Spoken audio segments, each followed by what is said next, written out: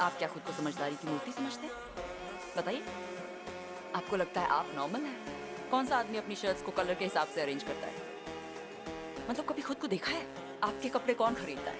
आपकी 300 साल पुरानी दादी?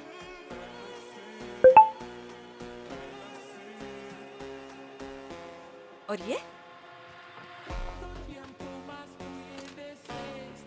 क्या है? वो ओरिगामी है, तुम्हारी समझ के बाहर, इसलिए प्लीज उसे छूने की कोशिश। ओह, तो क्या हो गया?